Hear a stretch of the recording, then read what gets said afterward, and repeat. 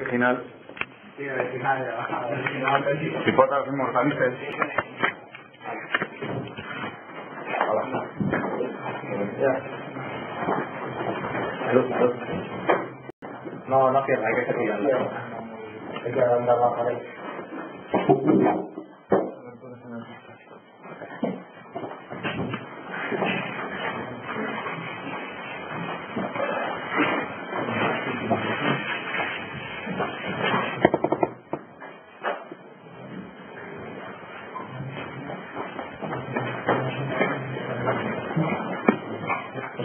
¿No tiene que dar alguien abajo? ¿Queda alguien abajo?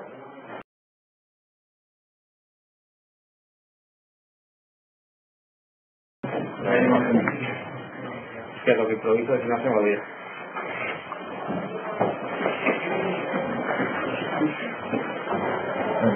Bueno, ahora vamos a empezar si queréis. Buenas tardes, bienvenidos a una nueva testa, a los habituales, pues nada nuevo, a los restos que lo hemos movido más por aquí. Y nada, bueno, hoy estamos aquí para presentar un libro en martes, cosas raras nosotros que siempre hacemos los viernes, pero bueno, ahora para aprovechar que los compañeros están de visita por acá y así poder presentar un libro de esos que da gusto presentar, porque estamos siempre acostumbrados a hablar de libros de gente que está muerta, y por una vez que escribe alguien, me hace una introducción que están vivos, pueden venir ellos y pueden hablar de algo. ¿De qué estamos muertos? Bueno, en realidad sí. Que hemos venido a pasar la tarde. Entonces, la verdad que nos apetecía, es decir, no soy por el libro sí, que ahora hablaré un poco del grupo de estudios sobre anarquismo y del libro, por la colección. Las masas están abajo. La colección de libertaria, que a lo mejor es una colección de la cual aquí en Madrid deberíamos aprender un poquito, porque diferentes colectivos, con a lo mejor diferentes visiones, son capaces de ponerse de acuerdo para editar libros en conjunto.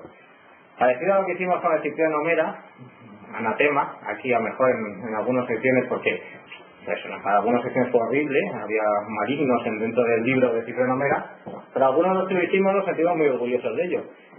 Y por eso nos gusta mucho esta colección, y nos gusta mucho la gente que lo lleva y cómo lo hace. Bueno, es una idea que a lo mejor deberíamos plantearnos un día de estos. Y ahora, que los compañeros un poquito hablen un poquito de quiénes son y de la idea del libro, cómo se está el libro. Bueno, gracias por estar aquí, gracias por darnos el espacio para presentar el libro. En realidad el libro está hecho en gran medida gracias al aporte económico de la Universidad de Buenos Aires, ¿no? Nosotros, Martín, yo y otros de los chicos, no todos, pero la mayoría, estamos insertos en la universidad desde el punto de vista institucional, no somos docentes, investigadores algunos, y nos dedicamos a temas de teoría política. Hemos recibido un subsidio para hacer un trabajo sobre el pensamiento jurídico anarquista, que es algo, al parecer, que resultó mucho más sorprendente de lo que pensábamos en el mismo seno de la universidad, ¿no? Adquirió cierto, más allá del libro, el seminario cierto renombre, no por la calidad necesariamente, sino por lo llamativo que podía ser un seminario sobre anarquismo en una facultad de Derecho, aparte.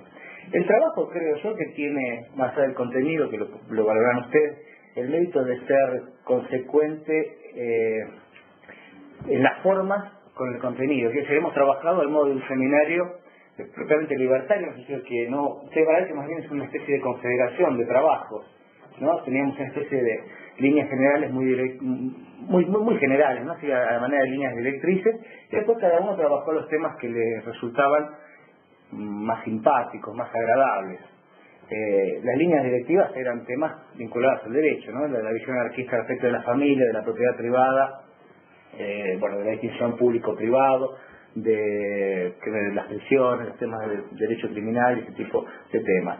El otro rasgo, tal vez, a lo mejor lo más valioso que puede tener el libro, más allá de los trabajos nuestros, sobre reflexión sobre el pensamiento jurídico anarquista, es una pequeña compilación de folletos, de anarquistas legendarios, ¿no? Muertos, lamentablemente, que supusimos, no sé si esto es válido para España, supongo que también, pero que en Argentina son de muy difícil hallazgo en librerías e incluso en bibliotecas, ¿no? Son textos de Carlos Cafiero, de Mella, de Cruzado, de Urales, de Bar, que bueno, prácticamente no han sido reeditados. Gracias ahora a Utopía Libertaria están reeditando muchos de estos nombres que dijimos, pero que bueno, estaban ausentes en las librerías y también en las bibliotecas. Hay algunas bibliotecas muy especializadas como la de la Federación Libertaria Argentina, la biblioteca José Ingeniero.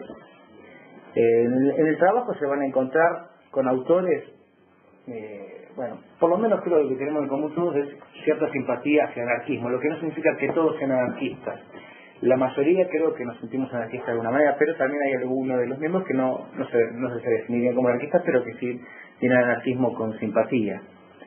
El trabajo, si bien se realizó en una institución académica, tiene por lo menos el objetivo, no sé si logrado, de estar escrito no en el lenguaje académico que hablamos de ser unos textos con pretensiones demasiado eruditas que después resultan ininteligibles, ¿no? Sino que está escrito, pretende estar escrito en una prosa relativamente llana y accesible, pero cumpliendo por una cuestión de supervivencia con algunas formalidades que nos impone el hecho de pertenecer a un instituto de investigación, que están notas así de páginas y ese tipo de cosas.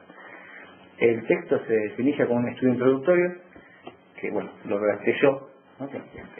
Más bien una especie de introducción general al ideario anarquista, pero centrado en los nombres de quienes más conocidos, ¿no? Proudhon, Bakunin, Kropotkin, Malatesta, en ese plan del estudio introductorio.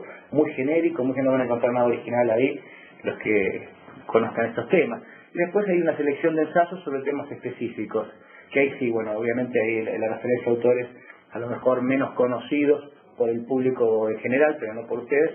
Ahí parecen ser mucho más trabajados autores como Leval o Abad de Santillán o Farrell-Iguar, autores de distintos temas, ¿no? Tanto educativos como económicos y por demás. Los textos, bueno, acá no está ausente, pero si me permiten, me gustaría nombrar a los otros coautores, ¿no? Bueno, yo soy Aníbal Dauria, y después, bueno, están Elina Ibarra, que han quedado en Buenos Aires, ¿no? Martín Aldao, que está acá a mi izquierda, Leticia Vita, María Emilia Barreiro, Juan Carlos Valerdi, Luciano Fornacero y Pablo Taboada, que me gustaría decir dos cosas sobre el texto de Pablo Taboada. Este es el menos jurídico de los textos. Los otros tocan temas, como les decía hace rato, leo los títulos rápidamente: anarquismo y derecho, una aproximación a Bakunin, el anarcocontractualismo, unicidad, pluralidad de intereses, el anarquismo ante la propiedad, trabajo, salario, amor, mujer, matrimonio, el pensamiento anarquista, libertad de la mujer, derechos reproductivos en Emma Goldman. Ese es el perfil más o menos de todos los textos. Kropotkin, contra el Estado y las prisiones, el delito y la pena, un acercamiento a la teoría anarquista, la lucha contra el delito, el problema de la autoridad en la educación. Este tampoco es propiamente jurídico, ¿no? Hay un par de artículos que serían de educación, que es el de Luciano Fornacero, y el de Pablo Taboada, anarquismo y arte popular en la Argentina. Esto tal vez les pueda resultar a lo mejor demasiado interés para los que no estén muy familiarizados con el desarrollo del anarquismo, por lo menos de fines del siglo XIX hasta las primeras décadas del siglo XX en la Argentina, ¿no? Sobre todo es un estudio interesante de la penetración del anarquismo en la cultura popular, específicamente en el tango, ¿no?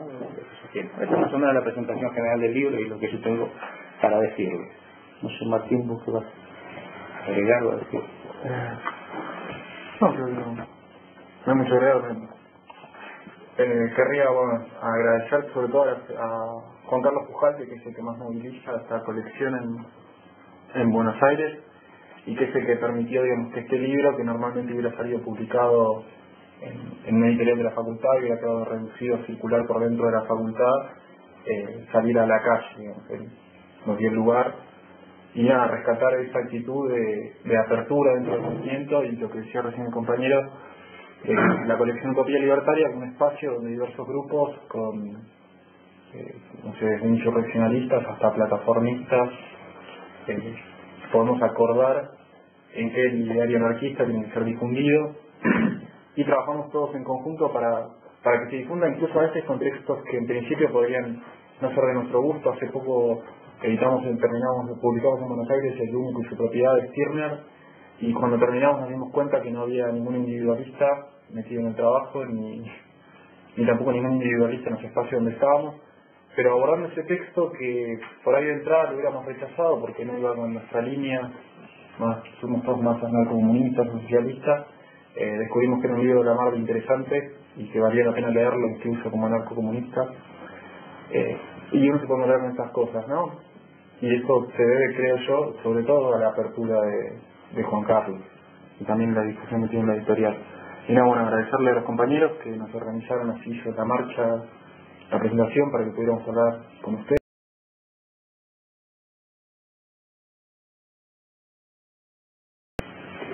Yo, bueno, me preguntaron, ¿el grupo de anarquismo es un grupo especialmente universitario o es?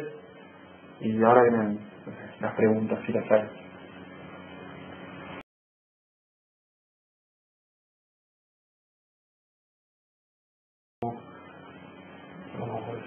¿Trabaja más gente o solo desde el ámbito universitario? Es como híbrido, ¿no? Sí, es una cosa híbrida. En principio es predominantemente universitario y podríamos decir interdisciplinar, pues en realidad bueno, prevalecen los abogados, pero hay gente de otras carreras, de filosofía, de ciencias políticas. Y también eventualmente, en general, yo supongo que es el contexto académico en el que se mueve el grupo, que es un grupo básicamente de estudios, ¿no?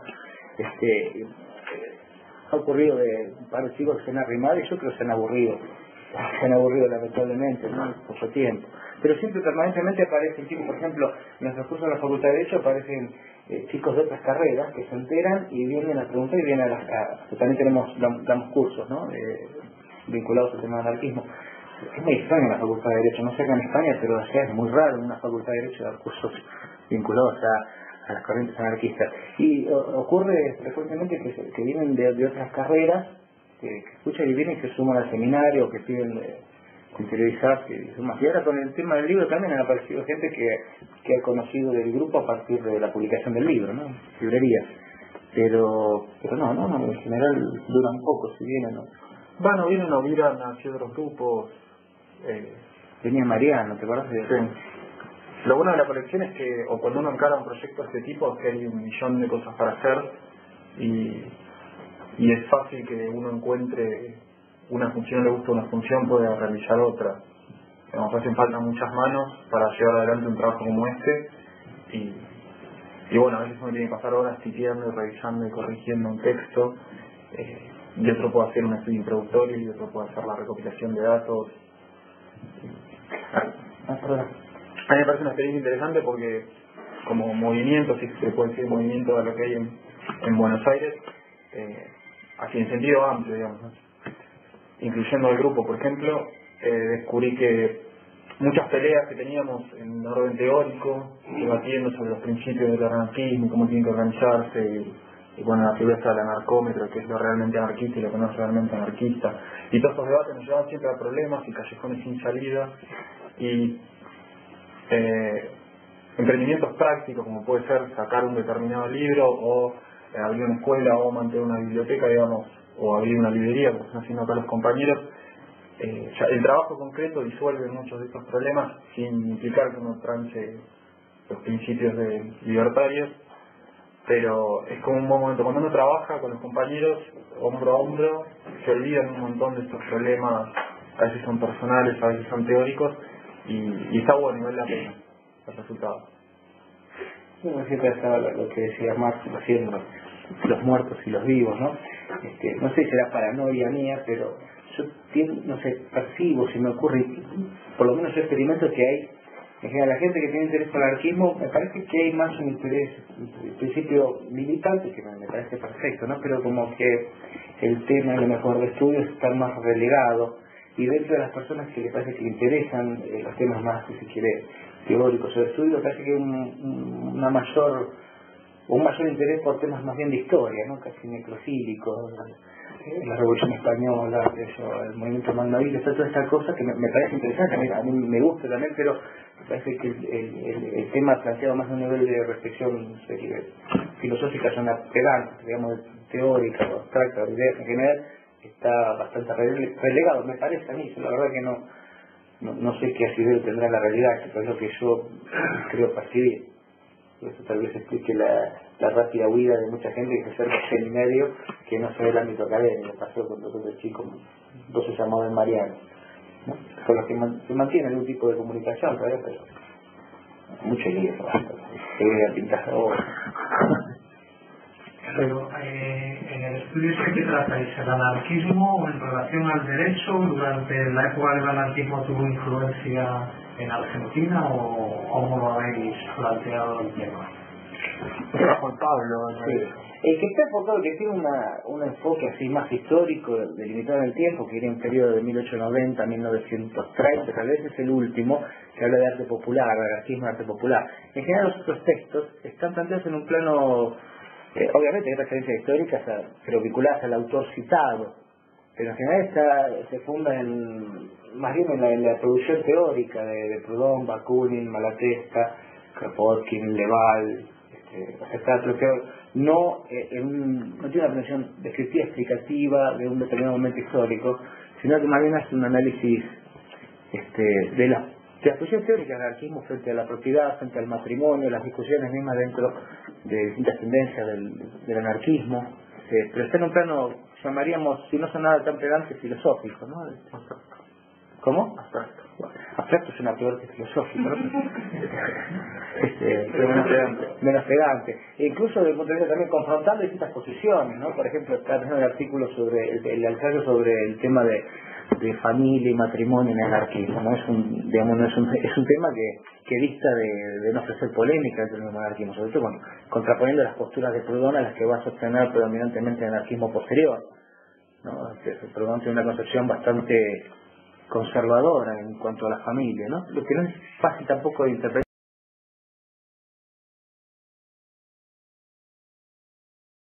La familia legitimada por el Estado y por la Iglesia, pero al mismo tiempo una institución, porque son los hechos jerárquicos de la familia, pero no fundada realmente en la familia, no es la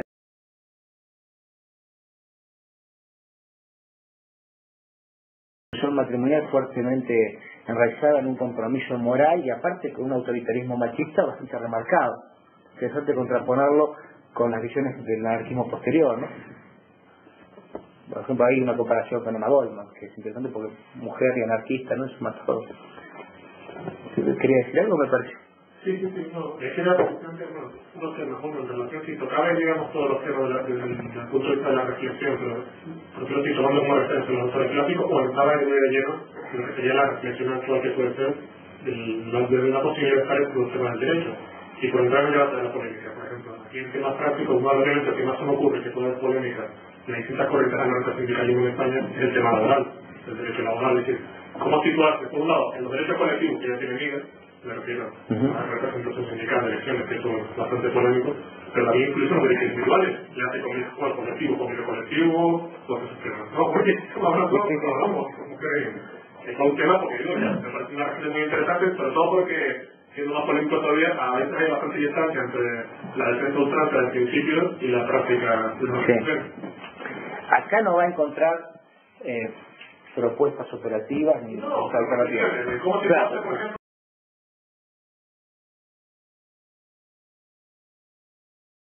Que en ese nivel de planteo, el libro, los ensayos, puede generar más preguntas que respuestas. Porque en general, me parece el interés que puede tener, depende también, es muy... en un momento dado, desde una postura libertaria ante temas que son más allá de... En realidad yo creo que en ese nivel de planteo, el libro, los ensayos, puede generar más preguntas que respuestas. Porque en general, me parece el interés que puede tener, depende también, es muy justamente como es una especie de confederación de trabajos, es muy difícil encontrar también una constante en todos los trabajos, ¿no? En el enfoque, quiero decir.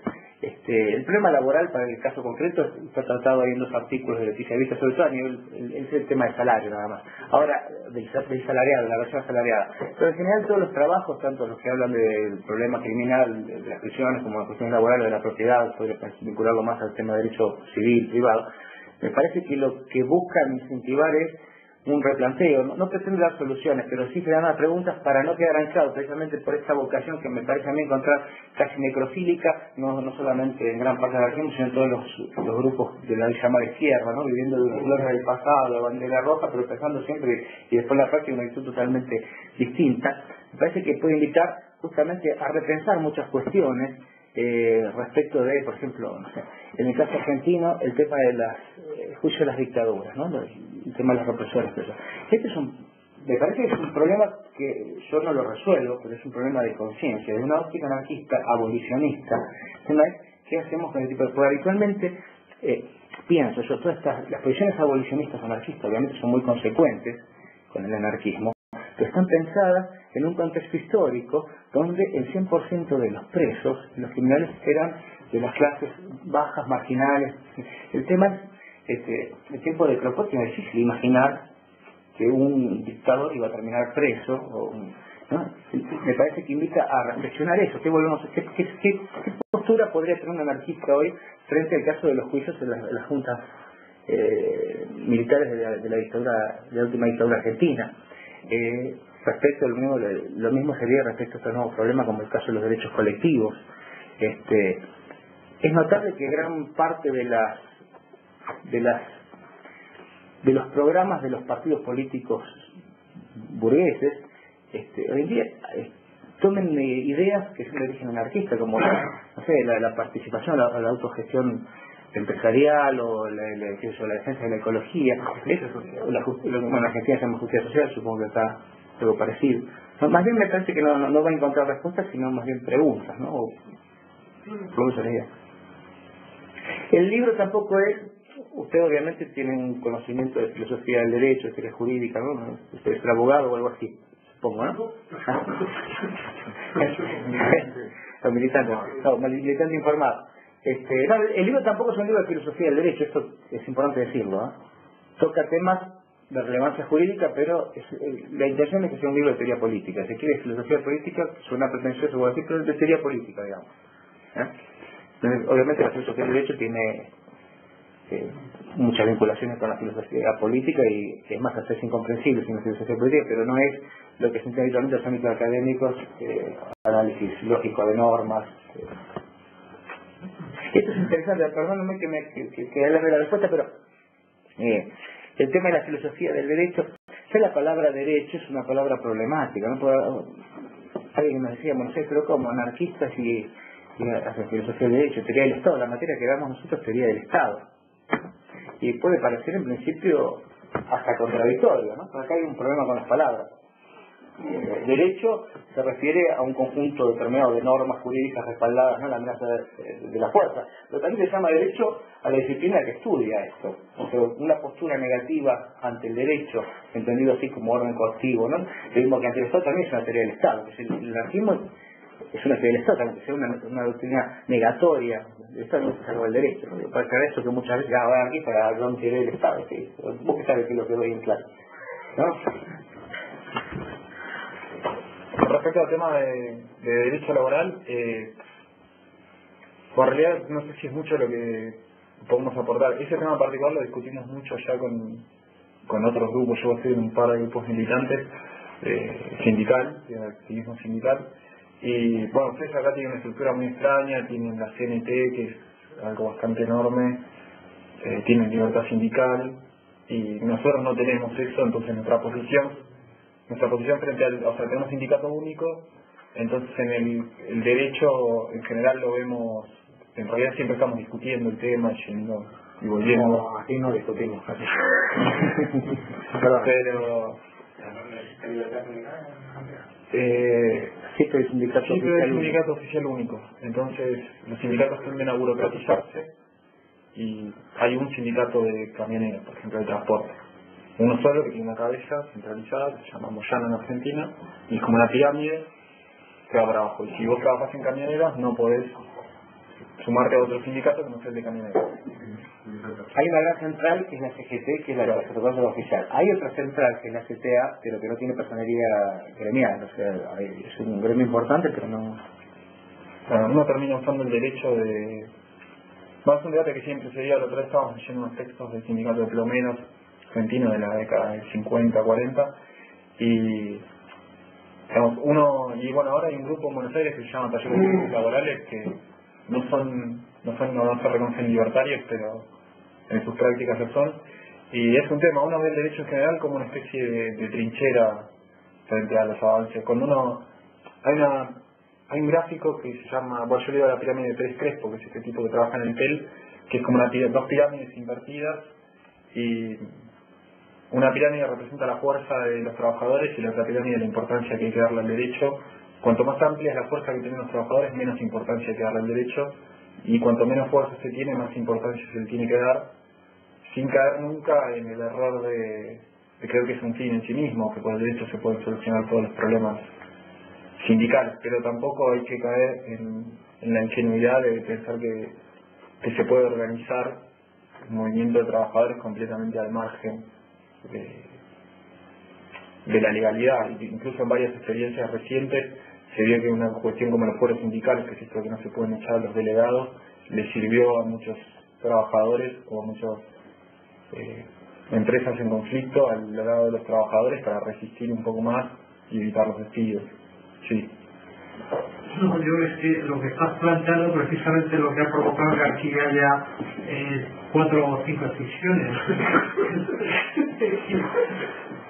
Ese es el problema, que quizás tendríamos que dar respuesta a lo que estamos aquí. Es decir, ¿qué es lo que pasa aquí? ¿Por qué llegamos a una situación que es estratégica? Y que el planteamiento de central única, yo recuerdo, no sé si Rafael sí se acuerda, a finales de los 60, esto ya se planteaba esa posibilidad de que si el franquismo acababa, ¿qué íbamos a hacer? Es decir, porque Comisiones Obreras, los comunistas querían la central única, porque además ellos eran mayoritarios, y ¿qué íbamos a hacer los demás? Entonces, yo recuerdo con Ceferino Maestro que en más de una ocasión hablamos, y de hecho un grupo nuestros estuvimos dentro del sindicato vertical ocupando puestos, es decir, delegados sindicales, o no sé cómo eran los representantes sindicales.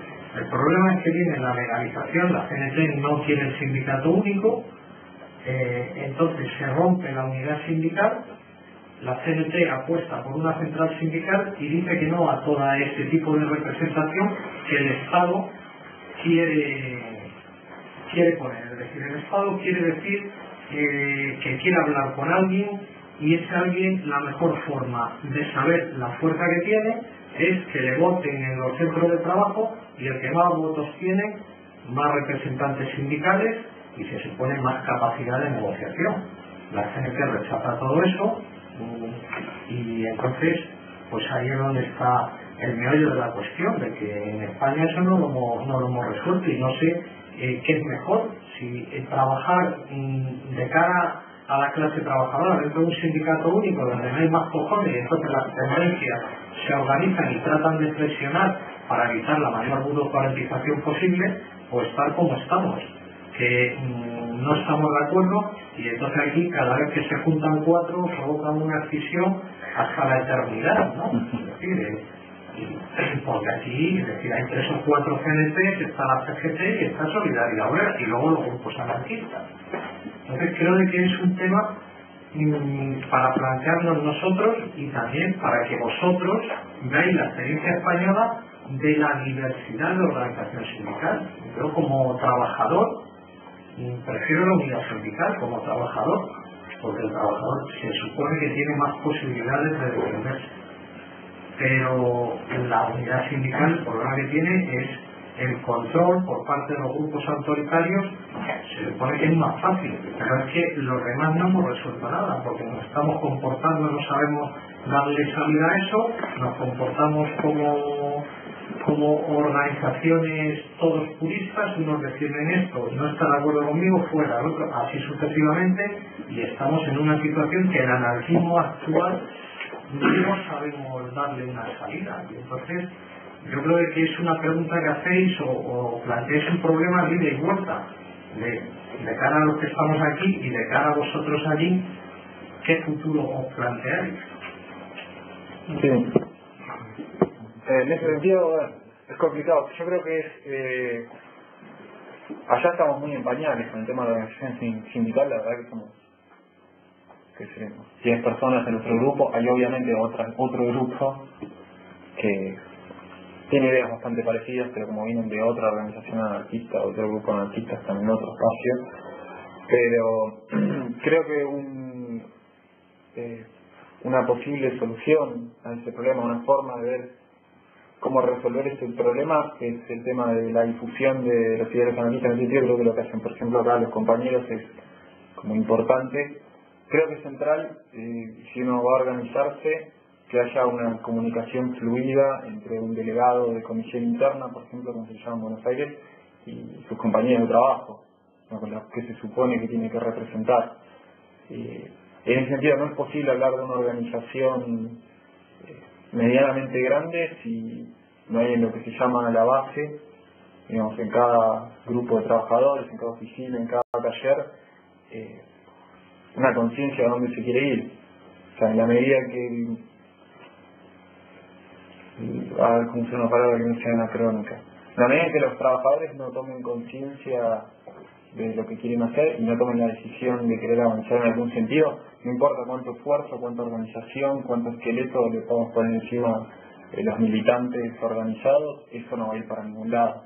O sea, va a venir en una decisión de 15 millones de tendencias anarquistas, sindicalistas, o bien va a devenir en una estructura jerarquizada, burocrática, que va a terminar aplastando lo poco que pueda florecer del movimiento. En ese sentido, en Argentina nos lo proponemos quizá como una tarea de muchos años, la difusión del ideal, y, bueno, qué opina la gente, a ver si la gente se suma o no se quiere sumar, porque no tiene instancia de ser, ¿no? Como anarquistas en nuestro límite, ¿no? No podemos darle el cerebro a la gente.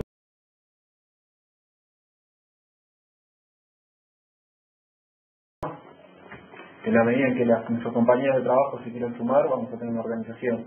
Si no logramos que se sumen, el resto son problemas formales, me parece. Sí, una cosita, no en particular sobre la participación anarquista en la actividad gremial, pero sí sobre las características del sindicalismo en la Argentina, que yo desconozco acá en España cuál es la vinculación entre las centrales obreras y los partidos políticos, pero en Argentina, desde la década del 40, se ha dado una fuerte vinculación de la CGT, el Sindicato Único del Partido Peronista. Y aparte funciona la CGT desde los gobiernos peronistas, pero siempre, como una especie es un organismo paraestatal, es un organismo estatal que no figura como estatal, quiero decir, ¿no? Es una organización jerárquica donde los sindicalistas, los que se llaman sindicalistas, no estoy hablando de los dirigentes gremiales de base, sino estoy hablando de los grandes dirigentes sindicales que manejan la CGT, son, en general, son gente que está en una posición económica mejor que muchos empresarios, ¿no? Y son los profesionales de eso que, digamos, puede ocurrir que hace 40 años que no bajan a las bases o no tienen contacto directo. Es un sistema vertical, clientelar, que bastante cerrado, como un partido político, aparte como un partido político argentino, no sé, no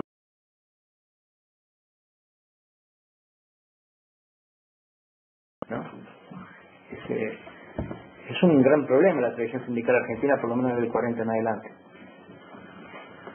Creo que, bueno, aparte contestó el compañero, pero no es que me estaba preguntando, aquí pasa igual, yo te respondo. Son de derecha los sindicatos. Sí, no, aquí es igual, aquí hay dos sindicatos, un correo de transmisión de los dos, supuestamente los dos partidos, y son aparatos del Estado. Y UGT, vaya, es igual. Argentina y España en ese sentido no. Yo lo que me estaba preguntando, a mí el libro me interesó el libro, me dio que pensar, porque uno de los problemas que hay aquí, lo que se puede llamar movimiento libertario, es en parte eso, las leyes, ¿no? Son cuestiones, aparte de que vienen muchos años, hay mucho bastante protagonismo y tal, pero son tecnicismos, o sea, elecciones sindicales sí, elecciones sindicales no, participación de abogados sí o no, reivindicar cosas, patrimonios o no, en fin, para luego, hay como un abismo, ¿no? Luego la calle, los grupos anarquistas y tal, todo eso ya es como reformista. Pero bueno, porque esto en parte de no sé cómo funciona en España, pero sé que no es como dicen los manuales de educación cívica, que funciona un partido político. Lo que ahí al parecer los sindicatos no. Pero aquí sí supone un problema, yo no sé, en la calle, allí, con el tema de argentinazo y todo aquello, si hay contradicciones, a veces se plantea no participar, por ejemplo aquí hay un prejuicio, ¿no? Con el tema legal. Muchos grupos y mucha gente de la calle no se autoorganiza, no monta un pequeño colectivo para vivir, una empresa, o llámalo como quieras, por esta cuestión legal, ¿no? Porque es eso, no sé, como venderse, como ser comercial, volver un capitalista, tal. En forma es una cuestión legal. Es un problema bien con ustedes con la plan. Nosotros tenemos ese problema, nosotros hace poquito arrancamos con una escuela secundaria para adultos en dos locales anarquistas, digamos, uno en provincia, en Barracas, y otro en Capital, en el barrio de Constitución, donde estaba la FLA, que bueno, durante mucho tiempo lamentablemente la ciudad estuvo como cerrada, está en un barrio, no sé cuál sería el equivalente acá, pero es un barrio de entrada de toda la zona sur, que es la zona obrera, a la capital, y está en un barrio lleno de inmigrantes, trabajadores. Pero bueno, la FLA estuvo mucho tiempo ahí en ese lugar. Veníamos de todas partes de capital, de Argentina, incluso del mundo, caíamos a la Federación Libertaria a consultar el archivo, de profesores de todos lados a verlo, pero nunca se había abierto al barrio. Y surgió este tema de, hará 2 años, unos talleres sobre educación libertaria, y se dio este debate. ¿Qué hacemos? Problematizamos la educación y hacemos talleres. Yo no quiero desmerecer a esos compañeros que están en otra tendencia, por eso está mal. Pero digamos, había como 2 grupos. Un grupo quería problematizar el tema educativo y hacer talleres libres para que la gente aprenda, y otro grupo optamos, también un poco a pesar nuestro, pero nos parecía que nos empujaban las circunstancias, por una escuela que diera un título oficial, lo cual, bueno, en su momento fue un problema y fue una discusión bastante complicada. Nosotros hoy estamos dando clases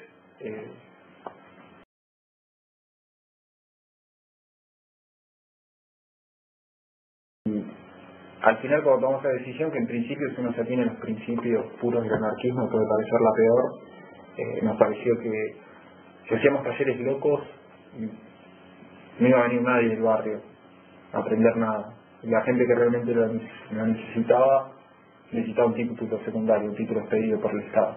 Y bueno, entonces nos entramos a ver cómo hacemos para escaparnos y rodear alrededor de las leyes y torcerlas todo lo que podamos, para hacer una escuela, permitirles a la gente que tenga esa ventaja del título, porque si no, no se me van a acercar, iba a seguir siendo una cosa medio ombliguística de, bueno, entre nosotros nos formamos y somos todos muy locos, pero no me va a permitir que creciera el movimiento. Pero bueno, como les decía antes, trabajo concreto, la escuela al final se abrió, estamos todavía con los trámites estos del título, y en la práctica no es tan terrible el tema hay que saber llevarlo y tiene que ser un grupo que esté todo el tiempo problematizándose ese tema, pero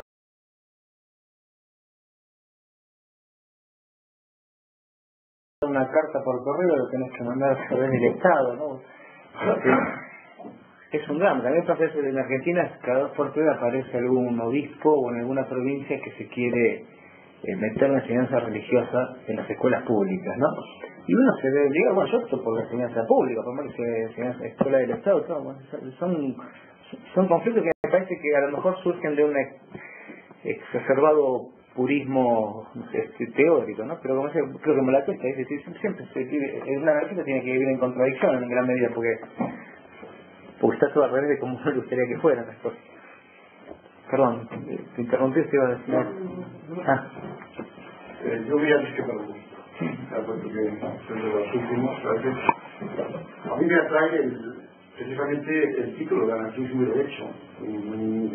Creo que uno de los lastres que arrastra el anarquismo es que ante la generalidad, ante la opinión pública, hemos sido una especie de ideología bastante ramplona y que no entiendes, digamos, donde hay que construir una convivencia en sociedades complejas, pues no teníamos nada que decir, por ejemplo, en el tema económico y en el tema de derecho. En ese sentido, yo discrepo en el aspecto en que planteáis el tema, porque más que anarquismo y derecho, yo veo una ideología, es decir, yo sé la ideología anarquista ante conceptos como familia, derechos, es decir, una crítica al derecho positivo, en cierta medida. Y a mí me interesaría, y yo quisiera conocer vuestra opinión, la visión de lo que en el anarquismo hay de verdadero derecho, en el sentido entendido como norma recta, como norma justa. Es decir, hay un derecho natural, hay un derecho positivo, hay muchas ramas del derecho, pero efectivamente en todos los principales pensadores anarquistas se puede intuir que hay un intento de construcción de un derecho en cuanto a norma justa. La diferencia es que se construye desde el consenso generalizado, sin coacción y por supuesto sin aparato del Estado. Pero lo digo esto porque pensar que en el anarquismo solamente hay una respuesta de beligerancia ante un derecho positivo adverso, y sobre todo penal, muchas veces es rivalizar al anarquismo, sobre todo de los anarquistas que han pensado precisamente en la existencia de un derecho. Es decir, si nosotros vemos, y por supuesto contextualizando en su tiempo, porque claro, yo creo que no se puede comparar ante un mismo hecho, Frugo, 1868, con Emma Goldman, que la sociedad, sobre todo el tema de la mujer, ha cambiado de una forma enorme, prácticamente está a punto de tener sufragio. Pero había feministas en tiempo de Frugo, no se pelea con mujeres. Pero creo que esa comparación de alguna forma establece una condición de dos mundos, y creo que la lectura del pensamiento de cada autor en su tiempo es importante. Pero bueno, insisto en lo anterior. A mí me interesaría, si habéis indagado, o cuál es vuestra percepción personal, si existe también, se podría construir una especie, digamos, de ideología del derecho puro, tipo Kelsen, pero en el tema del anarquismo, porque quizá no hay una expresión directa y monográfica de derecho en los que pasan por ser los principales mojones del anarquismo, pero sí hay en el caso de España, por ejemplo, en personalidades secundarias, pero que han tenido una proyección paranarquista importante. Por ejemplo, Pi Margall establece en su concepción del mutualismo y del contractualismo una visión del derecho sin coacción importantísima. De hecho, en cierta medida, de Frugo. Se introduce el Frugo en la Casa de España. Que hay otro personaje importante que es Joaquín Costa en España. Sí, las comunidades. Entonces, Joaquín Costa, por ejemplo, Alay toma gran parte de eso. Entonces, ¿habéis dejado fuera de ese libro algo en que se plantee el tema de una visión del anarquismo como construcción de norma justa, como un derecho sin coacción? Está en el trabajo de Lina. Está al final de la introducción el trabajo de Lina, y también está el tema concreto es el problema de derecho positivo y derecho natural. Aparte tratado también en los artículos sobre Bakunin y Kropotkin, me parece mencionar al final. Lo que usted menciona realmente es un problemón, y es un problemón en el sentido de que genera discusión, rispideces y molestia, y también es un problemita en otro sentido, si uno lo aborda desde una cuestión semántica, que es en gran medida lo que ocurre con la palabra derecho natural y derecho positivo. Es tradicional esta distinción, ¿no? Derecho natural, derecho positivo, generalmente aludimos al derecho natural como sinónimo de norma justa, y derecho positivo, la norma positiva respaldada por esto de la norma vigente, que puede ser o parecernos o no parecernos justa. En realidad, me parece muy interesante de los anarquistas, y estos temas aparecen tratados, tratados o subyacentes, más que nada en Bakunin y en Kropotkin, aparece claramente esto de manera subyacente esta tensión, porque se manejan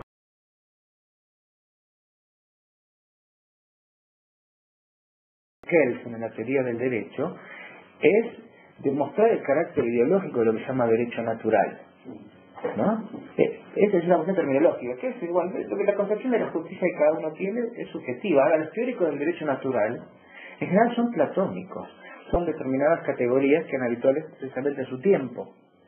El aporte importante que hace la idea del derecho natural es una especie de derecho del derecho, es una metafísica jurídica, cree que hay normas fijas eternas y que el derecho positivo es un desdoblamiento del mundo, como implica todo idealismo metafísico. Y se supone, todos los defensores del derecho natural hoy en día son todos, en general, cuando no tomistas, son conservadores. El derecho natural puede cumplir una función, el derecho natural de cuño racionalista en el siglo XVIII pudo tener una función revolucionaria, y de hecho la tuvo. Pero en realidad, al postular un conjunto de valores fijos y normas fijas que el derecho positivo debe copiar, es una especie de platonismo. Bakunin, por ejemplo, Bakunin, que justamente es crítico acérrimo a toda visión metafísica idealista, no puede ser nunca un naturalista. Obviamente, como anarquista tampoco puede ser un jus positivista. La palabra y un naturalismo en el ámbito jurídico se define así como una especie de normas, valores fijos, una especie de supramundo. Ni Bakunin ni Kropotkin ni un anarquista materialista podría hacerlo. E incluso Proudhon, con esa dialéctica extraña que tiene, tampoco lo es, porque en Proudhon hay una especie de valores inmanentes en la misma lógica del océano. un mundo ideal al que hay que apuntar o copiar, ¿no? Esas categorías, lo interesante me parece de esta dicotomía que es habitual en el mundo del derecho, es que no sirven para definir una postura anarquista frente al derecho. Obviamente, en el anarquismo hay una idea de la justicia, pero no es una idea mistificante de la justicia, sino que es una idea de justicia que pasa a partir de la igualdad y de contratos libres formados por personas libres, pero no se fundamenta en una especie de norma eterna ahistórica, ¿no? Como pretenden los teóricos del derecho natural. Eso se ha tratado sobre todo en el artículo de Lina Ibarra, ¿no? Del anarcocontractualismo, y se produce una inversión, porque toda la metafísica del Estado y del derecho vigente, ¿qué nos postula? Nos postula un contrato hipotético que nunca existió. Nuevamente la metafísica, el verso, digamos en Argentina, la vacuidad, el discurso inventa que hubo un contrato, hagamos como que hay un contrato.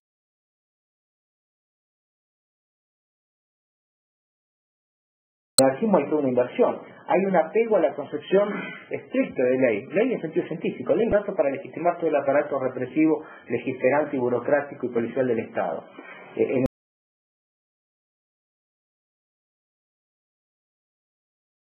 la regularidad inmanente de las cosas, no la voluntad de un soberano. Y hay una toma en serio de la idea de contrato.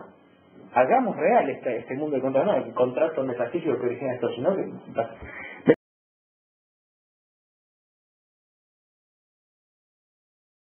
propiedad. Y me parece interesante porque justamente no encaja en esas categorías. Bakunin utiliza la palabra derecho natural. Bakunin habla de derecho natural y derecho jurídico. Derecho jurídico obviamente se refiere al derecho positivo, pero el derecho natural de Bakunin, la palabra que es derecho natural, se refiere a esta idea de justicia inmanente y terrena. No está pensando un postulado idealista como los que se llaman naturalistas en el ámbito jurídico. Y cuando Kropotkin habla de justicia, de ley natural, también está pensando en una especie de aprendizaje a través